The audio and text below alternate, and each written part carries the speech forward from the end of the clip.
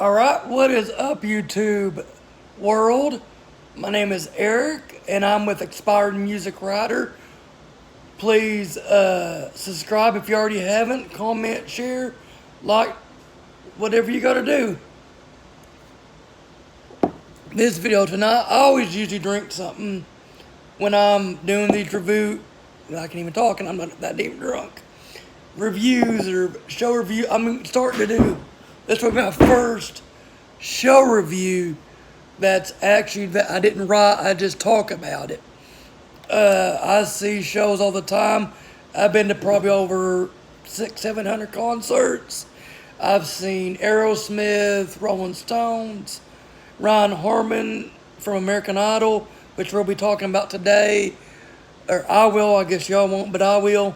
Crushing and Ragweed, The Departed, Lance Rourke, RC and the Ambers, Chance Stanley, Pistol Hill, and the list goes on and on and on and on and on. I do a lot of stuff for the local bands around my area. I'm going to start doing the show reviews on here like this, and then I also review or record videos and take still photography, and that's on my Facebook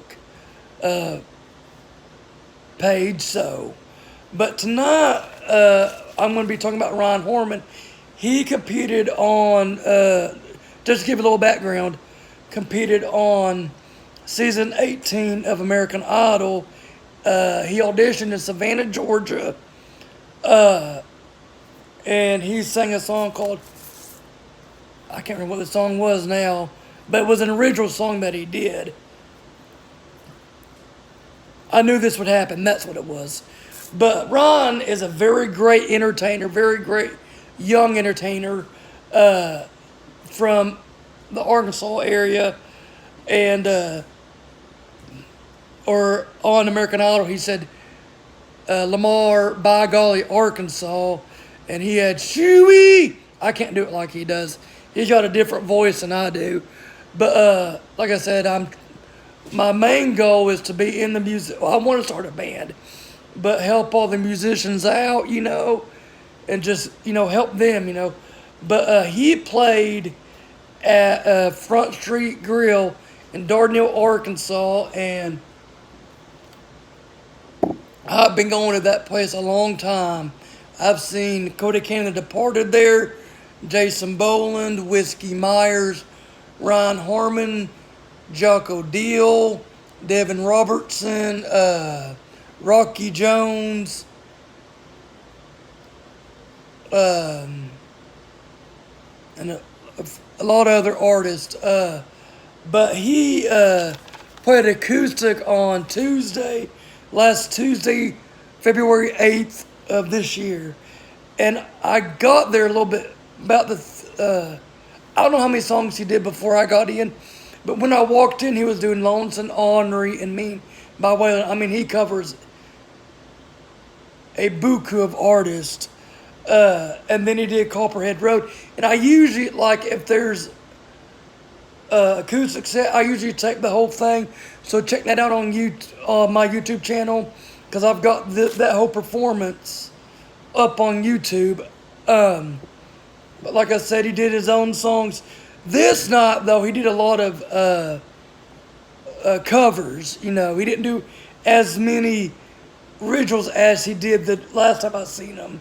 But he kicked off with Lonesome Honor Me by Waylon Jennings, and then Copperhead Road by Steve Harvey. I said that wrong, sorry. Let's drink another beer, Eric. Steve Earle, sorry. I'm a big Steve Harvey fan. I don't know what got me thinking about that. But Copperhead Road was a single and a big hit in 1988 for Steve. And it had a line dance with it. But, there for a while, to me, the song got overplayed. But, what I love about Ryan is he tries to do it with the audience, request, unless he just can't do it. Or, I've even seen him attempt a song he's hardly ever played, and some artists won't do that, some will. Then after Copperhead Road, he covered some George Strait, too. A double shot of George Strait, Check Yes or No, I Can Still Make Shine, which is probably my favorite song by him. And then, as I guess not really a spoof, but someone yelled at Leonard Skinner, so he started playing Needle on the Spoon, and then he played What's Your Name? You know, Leonard Skinner, one of the biggest, if not the biggest Southern rock band and influential band of all time. You know, they had a very short career. I think 4 years is all they had, 73 to 77. You know, before Ronnie and Steve and Cassie Gaines and a bunch of people, most of them passed away from a terrible plane crash. And if you haven't seen Street for Survivors on, I know it's on Tubi, check it out. It is really great. I watched it not long ago, really great. And Artemis Pyle, which I don't think was an actual original member or drummer, but he was a second, because I think Bob Burns was the first drummer of Leonard Skinner. But anyways, after that, he sang some John Mellencamp, Rain on the Scarecrow. And the funny thing, if you don't know anything about John Mellencamp, they wanted him to be a pop star. And when he first started out, he went by Johnny Cougar. And at first they were going to try Johnny Puma. And if you know anything about John Mellencamp, he's very abrasive. He's very out there and lets you know what he thinks.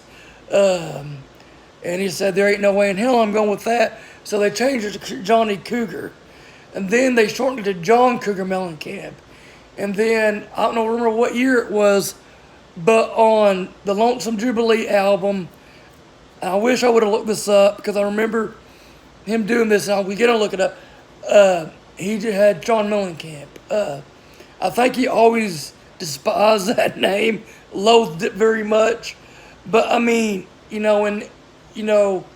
back then, I get to think about Tom Petty, but this, to me, with John Mellencamp, is they were trying to find his sound, because he was a little bit more pop when he first started. Now he's more like heartland rock is what I call it. Not really country, not really rock, but in the middle, because he uses a lot of Appalachian fiddle. And then afterwards he did a slow tune, which I can't remember what it was, and then Long Slow Kisses by Jeff Bates. Anybody remember that guy? Sounds just like Conway Twitty. Really great singer. He didn't have that many hits, but that was one of them, was Long Slow Kisses. And then he took a little bit of a break. After that, I was asked him if he knew any, I think it was Jerry Jeff Walker. He goes, L.A. Freeway. And I forgot it was Guy Clark that originally wrote L.A. Freeway. But Jerry Jeff Walker covered it too. So he played that for me, which was really cool. And then he ended up playing Jerry Jeff Walker, Mr. Bojangles, which is probably one of the most recognizable songs of all time. I wish I would have gotten to see Jerry Jeff Walker and Guy Clark. But, just didn't happen, Of course, back when I really got into Jerry Jeff Walker and Guy Clark, or knew who they were, they were already well past the point of them really touring a lot. After playing some old stuff, he played a couple of 90s country songs, Clint Black's Nobody's Home, and Garth Brooks, which was actually wrote by Lee Brice, More Than a Memory. That's one thing I do not like about Garth Brooks, is that you cannot get his stuff on digital platforms. He just won't do it. You can buy his records, you can buy his CDs. I don't know if you can still buy his tapes, if he's coming out. I know a lot of artists are coming out with actual cassette tapes again. I've gotten Dylan Earl, he's an Arkansas guy, and Shooter Jennings, I got one from him a while back ago. But afterwards, like I said, he did. I don't know a thing about love. They wanted him to play. The audio member requested Cody Johnson, but he didn't know any actual original stuff by Cody Johnson. So he did one that he covered, which is I Don't Know a Thing About Love, which was recorded, I think, first by Conway Twitty. Cody also does a fantastic job on Who's Ever in New England, Reba McEntire song. If you haven't checked it out, do it. It's awesome. And then he played some old stuff, or well, old stuff as in older, like 90s country. Maybe this might have been 2000s. Lonely and Gone by Montgomery Gentry. And he played a Radney Foster song. And it was one I actually did not recognize. Not that he didn't do good. He did a fantastic job. It was a Radney Foster song that I've never heard before. And I love Radney Foster. I want to see him. I'm a music or lyricist. I'd love to write with Radney one day. God willing, it may happen. I want to write with Cody Canada, Boland and Shooter Jennings and all them. Anyways, then he played Morgan Wallen's Silverado for Sale. I'm not that big of a Morgan Wallen fan, but he's good. Has a few songs. And I do like his version of Cover Me Up, which Jason Isbell wrote, because he put more of a PSTD spin on that song. And Jason, if I can remember correctly, wrote that while he was in rehab for his wife, Amanda Shires, or girlfriend at the time. And then he ended up doing Robert Earl Keen's The Road Goes On Forever and the Party Never Ends, which was actually recorded by the Highwaymen years later. And from what I've researched, Waylon actually, I think, walked out on that one, if I remember correctly. Don't quote me, though, because he got mad at them trying to tell him what to do when they did the 20th anniversary or whatever it was. And, you know, it just pissed Waylon off, and, you know, that was just Waylon, you know. And after that, I said, I was talking to Ryan, I said, I got into Robert Earl Keen through Todd Snyder, and he played a little snippet of Just Like Old Times. I wish Robert Earl Keen wasn't retiring, but he is.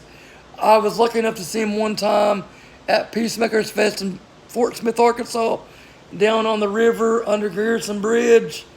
Great performer. I mean, you can't get no better Texas music than Robert Earl Keen. I mean, you know, my favorite, there's so many great Robert Earl Keen songs. You've got Shades of Grey, which I think, I like Cody Canada's version a little bit better just because he slows it down. And then Lonely Feelings, another great song. I mean, he's got so many great songs. Gringo Honeymoon. Afterwards, after the little Todd Snyder snippet of Just Like Old Times, which is one of my favorite songs, he did a double dose of 90s country, then did Cover Me Up. I think he did more of the Jason Isbell version too. Then I asked him if he could do She Couldn't Change Me. She Couldn't Change Me was a song that was written by Gary Nicholson and Chris Knight. And I love Chris Knight's version. I wish it would come out with it. Recorded himself. I don't think he has yet. But I love Chris Knight. So, and then that went into two Crazy Heart songs, because we were talking about that Gary Nicholson had wrote, one of the songs from Crazy Heart that I ended up watching it the other day. Of course, then, you know, the Weird Con was written by Ryan Bingham, Really great songwriter. Afterwards, he went into Sturgill Simpson's one of his songs on his first album, first or second album. And then what was cool, he did Against the Wind, and he did a fantastic job on Against the Wind. Bob Seger, I'd love to see them. I don't know if I ever will. I asked if he could do some Reba. He did I Can't Even Get the Blues, which he's seen Reba a few days earlier down in The Rock. Then he ended with, he did about 4 more songs. He did some Motley Crue, then I Knew This Would Happen, which was the song he did on American Idol, and ended with Ricochet's Heath Wright's What Do I Know? So that, I got my nose. So like I said, check out Ryan Harmon. I about said Ryan Bingham, but Ryan Harmon, American Idol. He's on Spotify, YouTube, iTunes. I've done an album review on him on my YouTube channel, Expiring Music Writer. Please subscribe. If you have the chance to see Ryan Harmon live, please do. He is great. He's a great entertainer. I've seen him just do a slow song, then get up and do something like as different as what was that Big and Rich song? Save a Horse, Ride a Cowboy. But he's a great entertainer, and you will not be disappointed. And I'll see y'all later.